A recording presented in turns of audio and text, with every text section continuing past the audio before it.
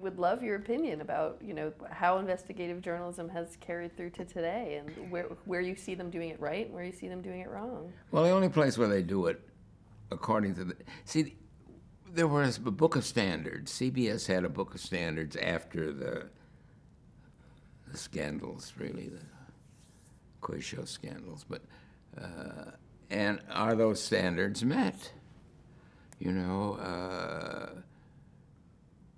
Even in the selling of the Pentagon, when I was looking at it, the cameraman had fixed views, and he would use a fisheye lens.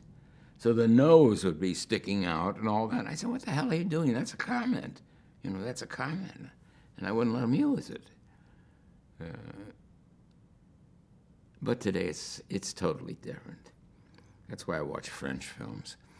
What are the most important standards and practices or ethical posts of good documentary making to you, or should be?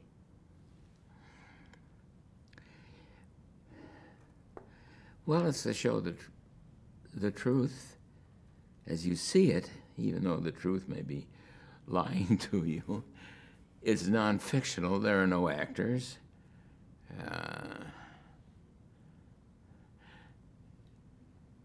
And there's generally, in my mind, no music to tell you how to feel about it.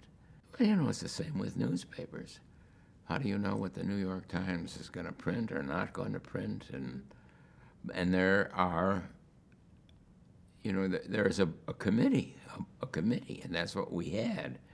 They would look at the shooting, Bill Leonard and me and Salant and all that,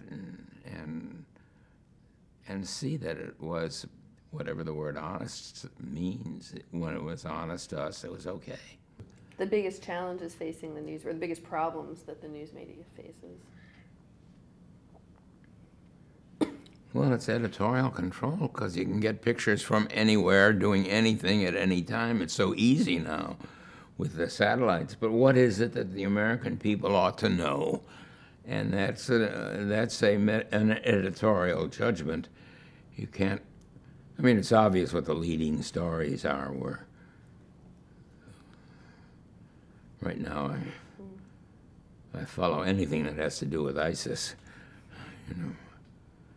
But I'm sick and tired of the Republicans and the Democrats and the stalemate in the Congress. And I'm fond of this president. But stories I don't want to see are speculations about who's going to be the next president. That's a long way away. I hope it's Hillary. What should the role be of the broadcaster, of the anchor, the commentator, or whatever you call that person who's delivering the news?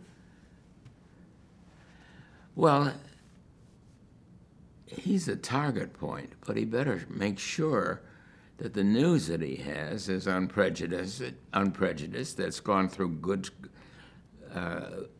good editorial work, and he should realize that he's the figurehead, but not the news division.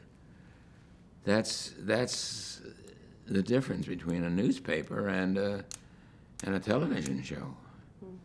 You know that I read the New York Times every day, and I know it's been subjected to editorial scrutiny. And who's choosing the stories? Where should the cameras go? But the technology is so advanced that I can't answer that.